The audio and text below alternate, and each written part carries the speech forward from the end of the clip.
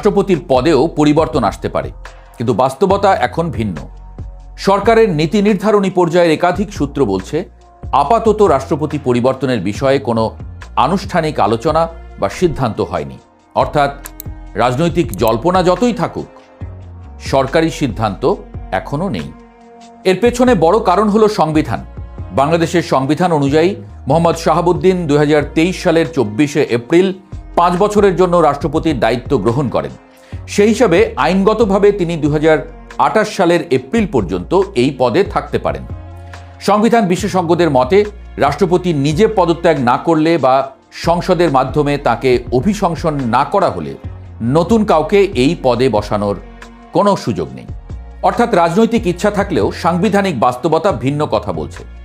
তবে রাজনীতির গল্প এখানেই শেষ নয়, কারণ রাষ্ট্রপতি শাহাবুদ্দিনের রাজনৈতিক অতীত নিয়েও চলছে আলোচনা।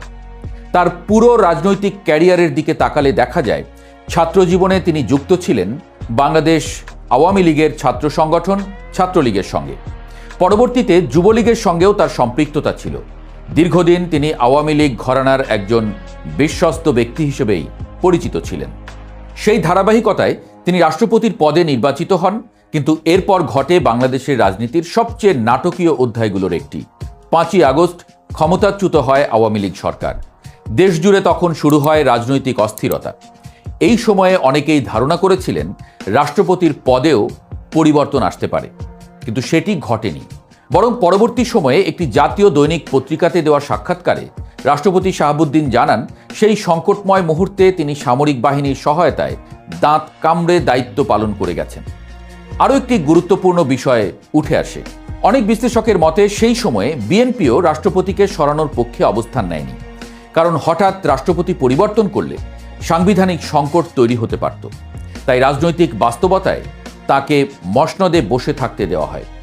এরপর আবার নতুন একটি দৃশ্য সামনে আসে।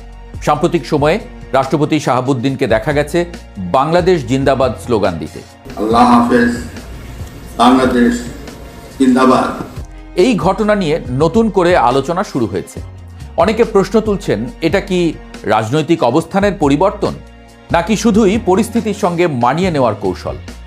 সমালোচকদের মতে, পদ ধরে রাখার জন্যই কি এই ভুল পাল্টানো?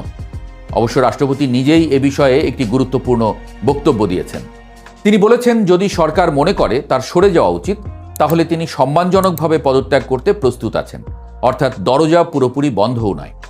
এদিকে সামনে আসছে আরেকটি গুরুত্বপূর্ণ রাজনৈতিক মুহূর্ত। আগামী 12ই মার্চ শুরু হতে যাচ্ছে ত্রয়োদশ জাতীয় সংসদের প্রথম অধিবেশন। প্রথা অনুযায়ী এই অধিবেশনের প্রথম দিনেই রাষ্ট্রপতির ভাষণ দেওয়ার কথা রয়েছে। এরই মধ্যে মন্ত্রিসভার বৈঠকে সেই ভাষণের খসড়াও অনুমোদন করা হয়েছে। কিন্তু এখানেও তৈরি হয়েছে নতুন বিতর্ক। জুলাই আন্দোলনের নেতৃত্বে থাকা তরুণদের রাজনৈতিক সংগঠন জাতীয় নাগরিক পার্টি বা এনসিপি রাষ্ট্রপতির ভাষণের বিরোধিতা করছে। তাদের দাবি, রাষ্ট্রপতিকে অভিশংসন করা উচিত। এই অবস্থানের প্রতি নীরব সমর্থন রয়েছে বলে ধারণা করা হচ্ছে বাংলাদেশ জামায়াতে ইসলামী। তবে সরকার এখনো এসব দাবিকে সরাসরি আমল দিচ্ছে না, বরং সাংবিধানিক প্রক্রিয়া অনুসরণের উপর জোর দিচ্ছে।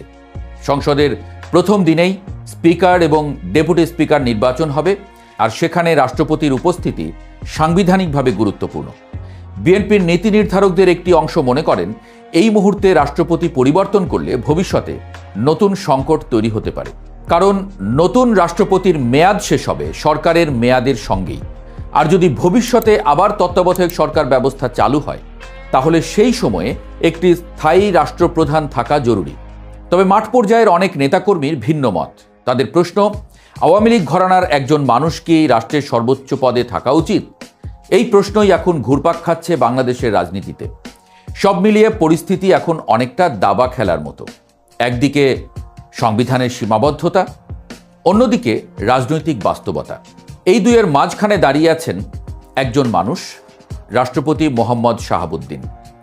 তিনি কি শেষ পর্যন্ত পুরো মেয়াদই শেষ করবেন, নাকি কোনো এক রাজনৈতিক মোড়ে হঠাৎই বদলে যাবে এই সমীকরণ? এই প্রশ্নের উত্তর এখনো ভবিষ্যতের হাতে। তবে একটি বিষয় নিশ্চিত, বাংলাদেশের রাজনীতিতে অনেক সময় সবচেয়ে বড় গল্পটা শুরু হয়